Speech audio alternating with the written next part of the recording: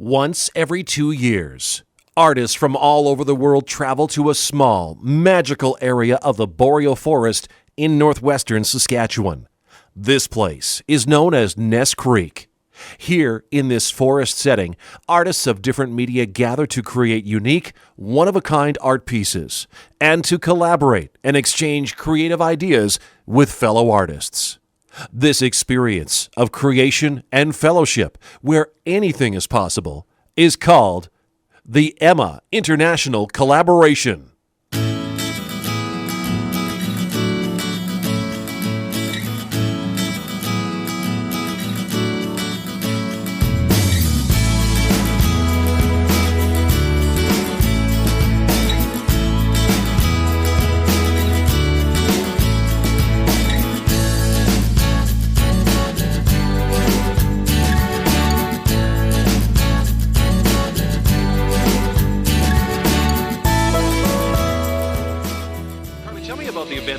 We're at here today. What's this called? So this is the Emma International Art Collaborative that's taking place out here right now. It takes place once every 2 years on this site. Okay.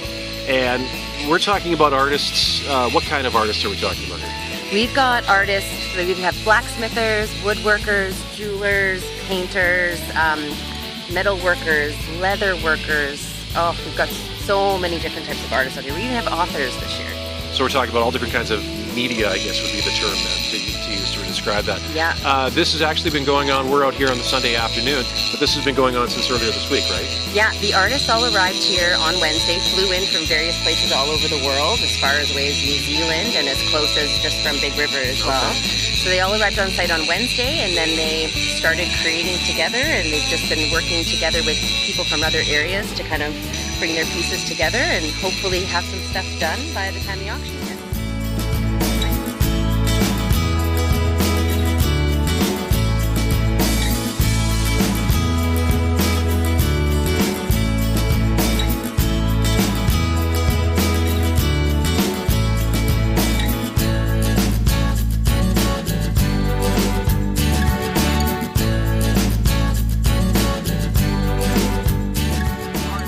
Continue looking at the Emma Art Collaboration event here at the Ness Creek site, just northeast of Big River. We're here with, what is your official title? Are you a blacksmith? Are you an artist? What do you call yourself? Well, some people call it artistic blacksmithing to differentiate from the craft that it was.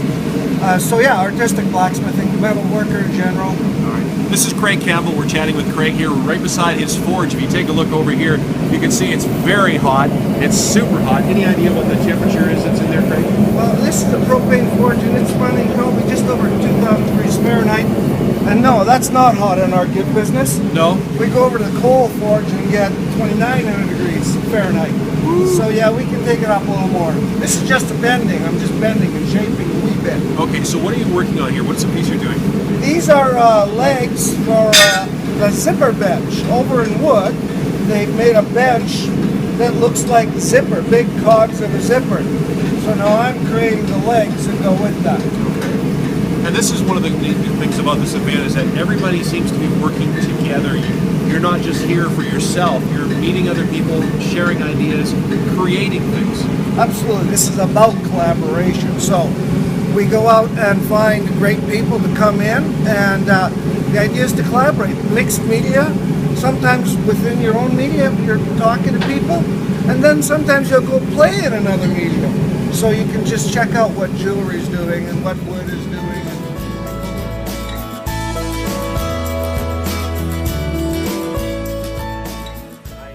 Accidentally said you're a blacksmith and you corrected me.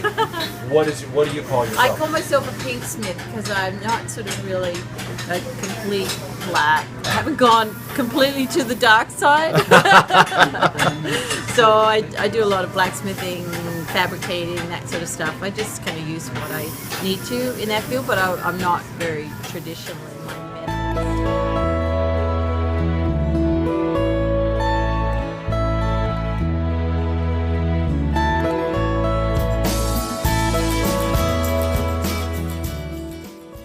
We're here at the Emma Art Collaboration event at the Ness Creek site, and this has been going on for several days now, and so many artists come from all over the world. We're very lucky to have a chance to talk to another one of our artists. This is Ty. Ty, you were from where?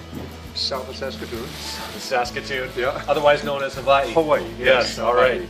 Hawaii. And what is it that you work with here? Are you mainly in wood? I'm invited as a resource artist in furniture and woodworking. So that means I help a lot of other people out with their projects, and then we get our own stuff going too. All right. So you're involved with some projects here on site? Oh, definitely. Yeah. What are some of the things you've been We've started a collaborating large bench that's carved in elm, and the steel workers have it right now. They're putting ginkgo leaf pattern into that. We have a coffee table going right over here we might get to take a look at. Forged aluminum and hard rock maple. Man, so many different things. And how do you stay, I guess I want to say focused, but like if you're working on so many different things, how do you know when it's time to go, oh, I should stop on this and go over here? Because for me, I'd be like, I don't know, there's too many things to think about. That's a good question. There's no end of distractions out here. And then somebody fires up the sauna, and before you know it, whoever you were working with is gone for a second. They're feeding us too well. The dinner bell rings, and that cuts it up. But you have a rhythm. Like right now, we just put milk paint on one of our projects, so we have an hour to kill or so. So I'm down here getting ready to put the next joinery in on my table. So while I'm doing that, that's going. Sometimes glue is setting, paint drying. You just move off to the next thing, keep it all going. A lot of us meet at conferences in other parts of the country, and the type of person that fits in well here is someone who has a lot of professional skills and is able to share and hang out in the bushes, you know. Mm-hmm. So you get those three things going for you, and before you know it, somebody mentions that. We had a chance to meet this wonderful lady, Carolyn, from the United States of America. From where in the States? Pennsylvania. Pennsylvania. So she is up here. This is your first time Yes. at this? And Yes. so what's been your impression so far of this? It's the second collaborative that I've done, and I love this one because it's just totally engrossing. It's so many days, so you can really get sunk into some chewy projects with a lot of other artists. And it's just a rare treat to be able to meet your species and spend this dense amount of time. Like knowing that the urge to create something every day isn't something weird or... How long has that been this? My whole life. My mom, when I was 7 years old, my art teacher told her that there was something different going on, and so she sent me to college level courses at 7, which really was a huge leap of faith because I was raised by business people, and they didn't know what to do with me. So she threw me into these great classes with all these other adults, and it was really interesting because they were all trying to unlearn all their training, you know, and paint like children again. And I was the kid.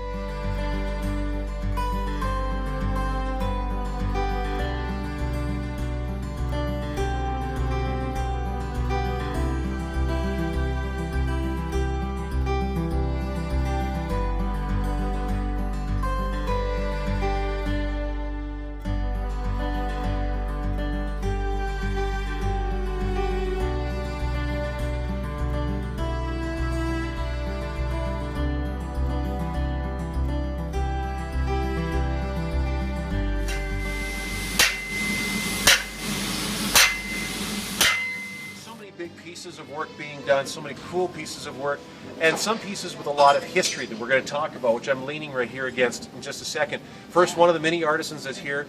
This is Dave. Dave, where are you from? I'm from England. From England, and how many times have you been here at the event? This is the first one we've been to. This is your first. How did you hear about it all the way over in England? Well, I've known Craig for a long while, and we've had some friends who've been here before, and I was fortunate enough to be invited this year. Fantastic. Which is great. It's lovely. What is the medium that you normally work with? I'm a blacksmith, so we're an old family business. It's our 175th year this year, so Wow.